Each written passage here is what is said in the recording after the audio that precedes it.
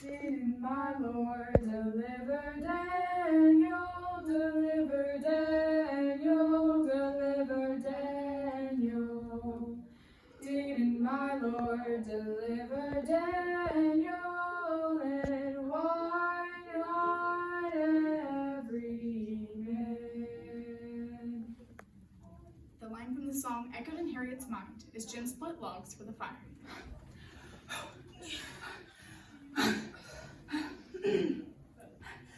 I'm going to make a run for it during that corn husking tonight. Are you sure, Jim? You've been caught twice, and if you fail it, the master is bound to sell you south. Well, I'm going to find me the Underground Railroad they all talk about. Tonight, when that shucking party's underway, I'll be yours. That night, there was a huge shucking party. When the shucking pile was about half done, Harriet watched Jim sprint across the corn-stubbled fields. The overseer jerked his head towards the field. A white shirt was still visible. He leapt up and raced after Jim. Without thinking, Harriet sprinted after him. When they reached the small store at the crossroads, Jim inside, the overseer saw him, raced in, and blocked the door. I got you! Quick, hold Jim down and I'll whip him within an inch of his life. Right here. Yes, master. Good girl. Bring him here. Go now. I'll stop him. Jim ran out the door. The overseer raced to follow Jim, but Harriet beat him to the door and stood in front of it. The overseer drew back his hand and hurled a 2-pound weight from his door scales. Harriet felt a thud on the left side of her head. Her skull cracked. And everything went black in silence. It was days before Harriet regained consciousness. And months before she could walk. The strike on her temple resulted in ongoing narcolepsy, where she would fall asleep in broad daylight, often for hours at a time. But this disability didn't stop Harriet from risking it all to save others. Harriet Tubman, by Janet and Jeff Bange. Harriet found her little brother Henry gathered around the door of her parents' cabin. Oh, Harry, the mass is dead, and Sally heard we're gonna be sold south. Henry, you think she's telling the truth? Well, sure she is. She wouldn't make something like that up. We've got to go north. Well, who knows if he'd be better off up north anyway? Never met anyone who was made up there. Have you? This ain't never gonna work. We've got to go north. It's now or never. I've been thinking about this for a long time. I know a white lady in Bucktown. She can put us on the Underground Railroad. What have we got to lose? I'm sorry I'm gonna leave you. Farewell, oh farewell. But I'll meet you in the morning. Farewell, farewell. Harriet knew she had to leave, and in almost no time she found herself looking at the cottage, contemplating knocking on the door and asking for help. Oh, come in quickly. Is there need of help? I'm Harriet Tubman, and you told me to come to you anytime, day or night. I remember thee quite well. What can I do for thee? I need to board the Underground Railroad. I've been sold south, and my new owner's due to pick me up in the morning. It's over 90 miles to get to the north. You must cross the Mason-Dixon line. And the Underground Railroad isn't a real railroad. It's a series of places that slaves find food and shelter along the way. I can direct thee to the next stop. Oh, yes. It's a long walk, close to 90 miles through swamp and forest. It was high during the day and journey at night. Just before we get to town, look for a white house, green shutters, and a red brick chimney. Harriet had walked for several hours when she fell into one of her deep sleeps and slumped against a tree. She woke to the sound of approaching hoofs. She can't have gone farther than this. I can't believe that she would have come this far. Maybe we should double back and see if we can spot her further down the road.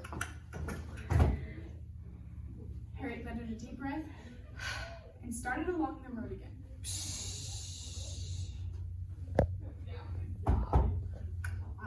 Good morning. Good morning to you. I'm Ezekiel Hunt. Please come inside.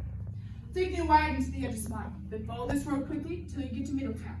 Go to the graveyard upon the hill until the manor house. Just as Hunt had said, there was a cemetery on the hill. Harriet crawled among the headstones. Minutes passed, and she began to wonder if the man was ever going to come. Lost in her own gloomy thoughts, Harriet was oblivious to the footsteps approaching from behind. I bring thee a ticket for the railroad. Oh, thank you. You're here. Put these on. Harriet accompanied the man across the bridge. To anyone who passed them, they looked like a slave accompanying his master for a day's work. Walk for an hour, and you will come to a highway. You'll see the sign that marks the line between Delaware and Pennsylvania. sign and thee will be free. I've written Pennsylvania on this piece of paper. Compare it to the sign to be sure it's the right sign. Thank you, sir. And may God bless you for all you helped to me. Harriet breathed deep when she reached the signpost. She pulled out the piece of paper and compared it to the sign. The letters matched. She stretched out her arms as wide as she could before she crossed the Mason-Dixon line.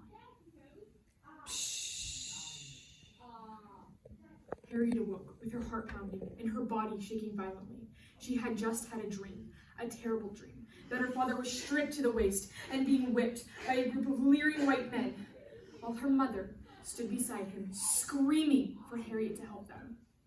Harriet knew she could not rest until she had rescued them both. Her only problem was any rescue attempt would take a lot of money, so she decided to appeal to the Anti-Slavery Society for the needed money. I feel my parents are in danger, and I must rescue them. I've come to ask for $20 to do it. $20? That is a lot of money. I'm afraid we just don't have that much right My now. parents are in danger, and I'm not going to leave here or eat or drink until I get the money I need to rescue them. Whatever you say, you know I'd give it to you if I had it. I know you would. Don't you worry yourself. God will provide for me. Harriet left the office and settled herself into a chair by the front desk. She wrapped a shawl around herself to settle in for the long wait, and within minutes, she'd fallen into one of her deep sleeps. She woke around dinner time and saw something poking out of her shawl. It was a $10 bill. She unwrapped her shawl and dollar notes fell out all around her. She asked the secretary, What is this? "It's been the strangest thing, Miss Harriet. Men and women have been coming in here all afternoon, bringing money for you." Oh, God, He's helped me, and He's never failed me. With that, Harriet immediately headed south to rescue her parents. When it was dark, Harriet finally reached the slave plantation. Quickly and quietly, she made her way to her parents' door. She knocked on the door. "Who is it?" It's Harriet! "Is it really you, Harriet?" She swung the door open wide. Harriet stared into the eyes of her mother for the first time in 8 years. "Oh, Harriet, I never thought I'd see you again."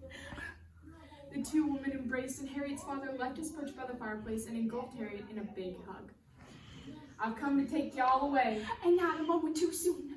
On Monday, they're gonna try your pappy for helping a runaway escape. So that was it. I knew something was terribly wrong. I didn't do what they claimed. But what does that matter? I'm an old slave. Ain't nobody gonna believe me. Ain't nobody gonna try you here. We're moving your trial to a higher court, the Court of Freedom in Canada. It was obvious that Harriet's parents could not walk even part of the way to freedom. So she began to search for a plan. She left the cabin and headed to the back fields where an old mare had been put out to pasture. She captured the animal, led it back to the barn where she pitched it to a rickety old wagon. She bundled her parents into the wagon, and they were off. "I meet you in the morning. I'm bound for the promised land. On the other side of the Jordan, bound for the promised land. I'm sorry I'm gonna leave you. Farewell, oh farewell. But I'll meet you in the morning. Farewell, oh farewell. I'll meet you in the morning. Farewell, oh farewell." It was a wonderful moment for Harriet. Her parents. Free at last. Harriet Tubman, also known as Moses, took over 19 trips south and escorted over 300 slaves north to freedom. She rescued her brothers, sisters, and even her parents. Harriet Tubman was one of the first women to serve in the U.S. Army and to lead expeditions against the South. Harriet never let her disabilities get in the way of doing what God had told her to do. When God told her to go rescue her parents, she did, even when it meant facing danger. She lived a hero. Thank you.